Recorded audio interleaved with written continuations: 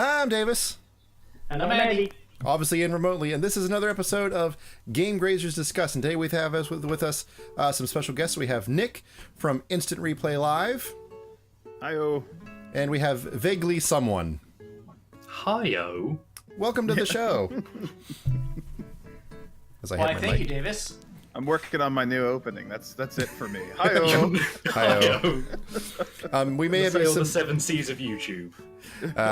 We may be having some technical difficulties with Andy, so if we lose him, we apologize, and we just apologize for Andy anyway. That's mean. I'm on Andy's side in whatever discussion happens. I don't care my actual opinion. Andy says goes. I appreciate that. I feel the love. All right, so today's question comes from Kryxys, who says, "Your thoughts on virtual reality? Have you tried it? Will you get it? What will you get, and why?" So I don't know about you guys, but I have actually had a chance to try some VR. My brother-in-law ended up getting a Oculus Rift dev kit because he does architecture, so I got to check out what he was doing with building 3D models of homes and stuff like that. And I got to play with some other kind of stuff, and it was pretty neat. I don't know if I would personally get one. Anyone else had a chance to try VR yet? I haven't tried it, but and it's hard to form an opinion as an outsider that seems valid, but I don't think we're quite there yet with it for me, and the cost level that it has attached to it. It is prohibitively expensive, that's for sure. Yeah. I mean, because it's more than just... If it was just the VR that you could get, buy, and use, that would probably be better, but most of the big names, you need a beefy PC to run it. I do wonder about... I'd love to find out more about the PlayStation VR thing, because that requires a console, and for consumers, that's a lot easier to understand. Get your console, get the VR, plug it all in, and it should just work. So I'd love to see how that one works. Yeah. That's pretty big for that market. I'm not a big console guy myself, so it wouldn't really appeal to me. I would like something that would go with my beefy PC if I was going to do anything, but just not at the cost that they come in with these things. Yeah, I mean, if you're talking about a beefy PC, I mean, you're definitely talking about, pulling up $2-3K and then having to slap on an additional $600 or $800 for your VR machine on top of that. That's pretty... Yeah.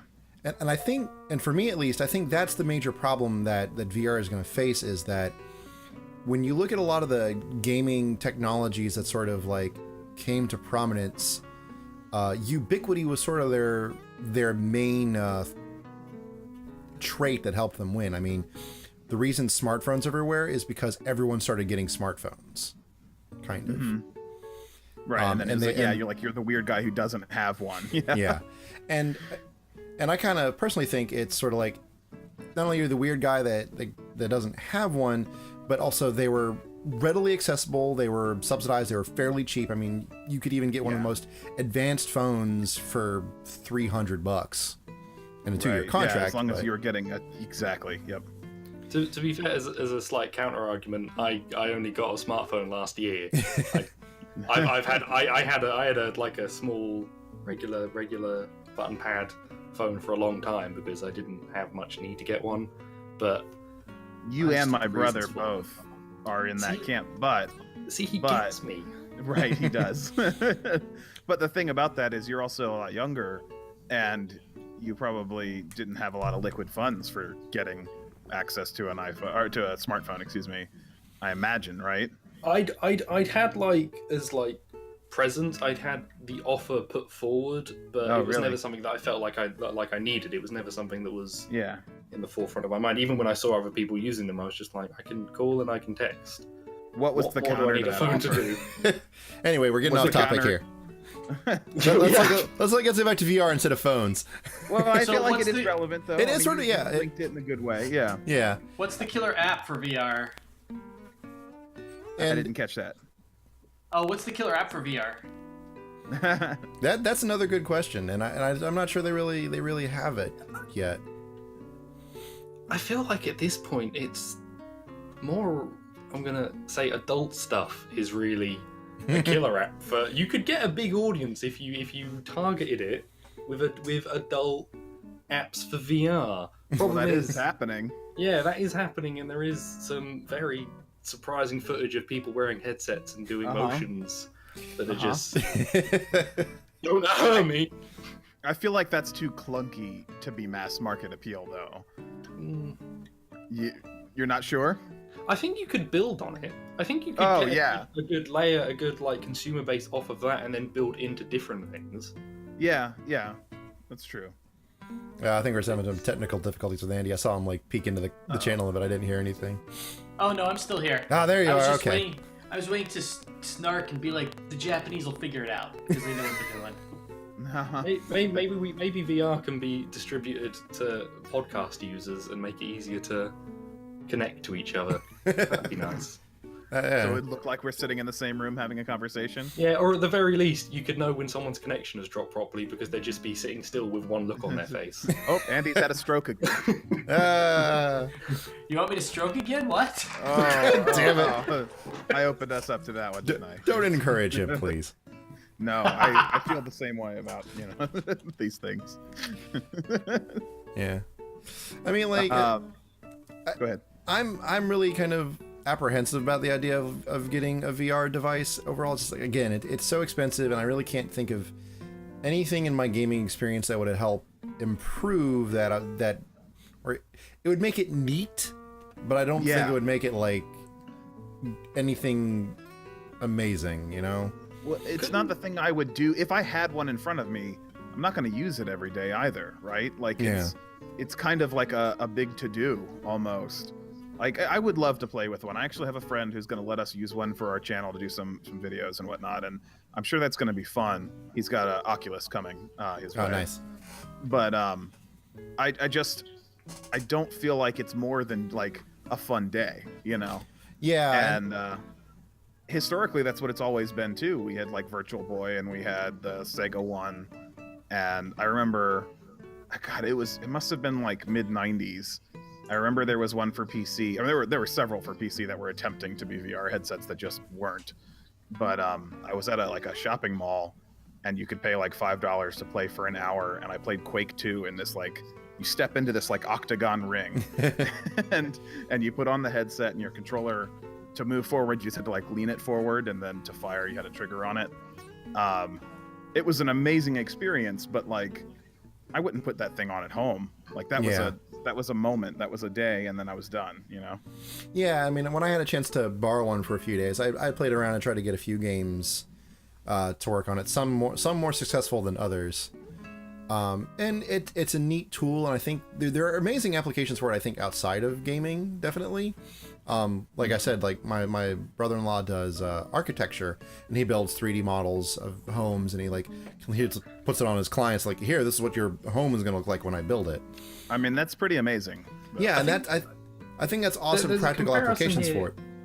That could be drawn with the Kinect, right? Because the Kinect started off as an add-on for an Xbox and whatever, and it was basically a fancy camera, but it saw, at least they ended up getting more widespread use in areas outside of gaming. Like there were doctors using Kinect cameras because there were applications they could use that would make it useful, and in different positions. So I wonder if that's what's going to happen to VR. It starts off big push on gaming, but it's more that it works generally quite well in a bunch of different work areas and niches. Yeah, and it'll slowly build from there.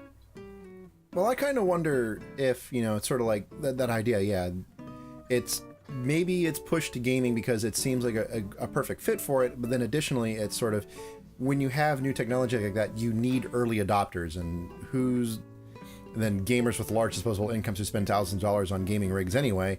Maybe that's just the audience you need to pick it up, and then people are like, oh, that's really neat and really cool, and the technology's really advanced, and that's how you get other areas looking at it. People who would really have a need for that kind of thing. Like you could theoretically use VR for like surgery practice or things like that.